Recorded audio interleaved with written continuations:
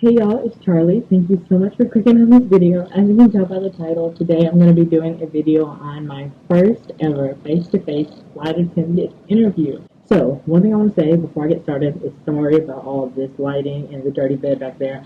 I'm in a hotel. So if that gives you any hints about how the interview went, then there you go. I'm currently in Dallas, Texas. It's been about 2 months since I did that interview, but I finally uploaded the video that I did the interview in. I uploaded that vlog and I was rewatching it, and at the end it said my next video will be all about my experience, and yeah, never filmed it. So now I'm in week 4 of flight attendant training. Surprise, here it is. And now I'm about to film my experience video. So I'm going off of my memory the best that I can, but I remember a good bit of it. So let's get started. Oh, before we get started, I want to say I'm going to be doing lots and lots of flight attendant vlogs, so make sure you are subscribed. Also, over the last 4 weeks of training, I have been vlogging that and doing recaps and all of that stuff, so make sure you watch that because those videos will be out really soon. I have like 12 videos already filmed that's going to be going up 2 vlogs a week. So make sure you're subscribed and you have your notification bell on because I plan on being pretty consistent.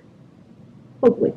One more thing, I created an Instagram for my flight attendant journey. It's called Charli Takes Flight, which was a recommendation from one of you guys. Her name is Kayla, I'm guessing, because her YouTube name is Kayla's Choice, and I picked Kayla's Choice. Now let's get to the video. Sorry for all that rambling. Okay, so the day before my interview, they flew me out. I had to pay for my hotel. They paid for the flights. I had a terrible time that day. If you didn't watch the vlog, my flight got canceled and then another one got delayed, and I got to my hotel super duper late, and I picked a terrible hotel. If I'm just being honest, I picked a Motel 6. It wasn't. I'm not too picky about hotels, to be honest. As long as there's no bed bugs, I'm pretty good. Especially just because I knew I was only sleeping there. I'm just not bougie when it comes to that. Other things, absolutely. Hotel, not usually if it's not there for leisure. I was there for business. It was a business trip. But, so I got my hotel, and then in the morning, I had to get an Uber to the headquarters building of my company, and we had to be there like 30 minutes early, which means we had to be there like an hour early because you have to be early for being early. It's a whole thing. So we signed in. We got we signed in. We all obviously had to wear masks. We got our temperature checked, things like that. COVID things. And we all got sat in this big room. Now, this is the same headquarters I've been doing training in, so it's so funny talking about this room now because it seems small because I've seen it packed with like 75 people, and I'm about to graduate in that same room in like 4 days. Anyways, so as soon as we got in there was like these rows of seats and this big projector board. So the rows of seats. So I sat down, I sat in the front and center, and out of all the YouTube videos I watched, I knew that I was supposed to be mingling and making friends. So that's exactly what I did. I sat next to this really, really pretty girl, and I started talking her ear off, and we still talk to this day. Like, she's one of my flight attendant friends now, and it's so crazy. She ended up graduating last week, and I graduate next week because we got put into different training classes. But her name's Kiki, and I love her. And Kiki, I don't know why you'd be watching this video because you don't care about my interview experience because you went through the same interview. But what's up, girl? Love you. Anyway, so I sat there and mingled with everybody else while people were filling in. You could tell they were watching us. Absolutely, they are watching you. And it was like kind of nerve-wracking until I started talking to Kiki, and like we all like calm down. I ended up meeting a new friend. Her name's Daniela. I met some people that I saw on Facebook before I left for the interview. And we were just talking and mingling and like, well, I want to be a flight attendant, just flight attendant things. And yeah, that's what the whole first part was. It's just like mingling, waiting for people to get there. One girl got there and she was wearing jeans, and I didn't understand. But I had an extra blazer because I am a very prepared person. And I asked her if she wanted to wear it over her t-shirt, and she tried it on, and she said, "Oh, it's actually a little too big." Damn, you're wearing jeans and a t-shirt to an interview. You're welcome for my blazer. Don't call me fat, sis. But anyways, I'm here at training, and she didn't get the job. Supposedly, she didn't get the email saying that we're supposed to wear business casual. She was going to an interview though, so context clues. But whatever. This is about my experience, not all that negativity. So then they came around and got all of our required documents like passport information and high school diploma, all of that type of stuff. Copies of our birth certificates and licenses and all of that there. And I have like 10 extra copies of my resume in case they wanted that too. They didn't, but whatever. So, and then they gave us this little packet about the company saying how much we'd be getting paid and stuff. I was like, wow, they're really upfront about all this, about their bases and stuff like that. And at the back of the packet, it was like this it was like a writing prompt. And I think the question that mine said was, tell me about a time where you received great customer service and it changed your life or something. So I told about the time that when my older brother was in the hospital when I was younger, this one nurse was so sweet and so nice to me, and she like snuck me in the back to go see my brother because he was in really, really bad shape, bad condition. They did not think he was gonna live. Sorry, I'm getting emotional. My brother's fine now. Technically he died, but he came back. It's fine. The hospital's great. It's actually the hospital that I've been working at for the last year. And that's the hospital where I decided I wanted to be a nurse, all because of that one lady. And I wrote that all in my essay.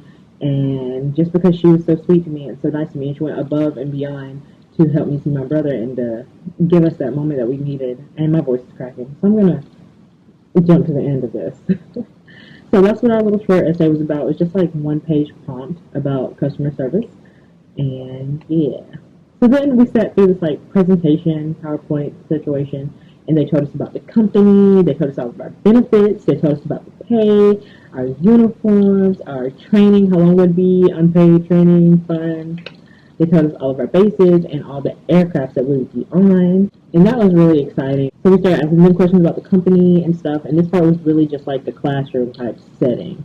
And then they started calling us back, and we did a jump seat test and a height test. I think that's the only two tests that we had to do. So you just have to see if you can fit in the jump seat and strap yourself in without using a seatbelt extender. And they had to make sure we're not too tall for the aircraft, because you can be too tall to be a flight attendant, and you also can be too short to be a flight attendant. So we all sat into the big auditorium room again after that, and they said, okay, we're going to start calling y'all back 2 at a time to interview you. There were like lots of different tables set up, but there's always one interviewer at the table, and then like you and one other person at this side of the table. So I was like, okay, we're probably going alphabetical. I'll be towards the end, or not really towards the end. I'll be towards the middle. I have a little time to like calm down and stuff. And my name was the very first name called. So of course I had to pretend like I'm this confident woman and strut on over there, even though I was super duper nervous.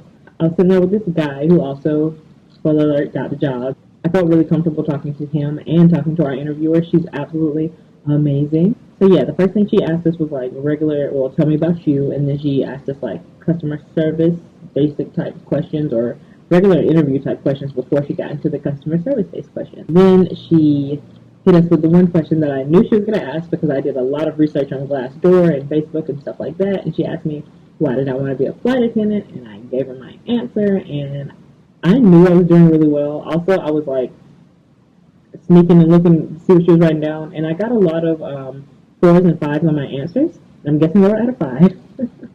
So that was good. Just a couple of questions I was asked. Tell me about a time where you gave good customer service. What does respect mean to you? How do you show respect to other people? Stuff like that. Regular customer support type questions. Just do your research. And if you'd like to see a full video on questions and answers, I will for sure do that for you guys. Just let me know.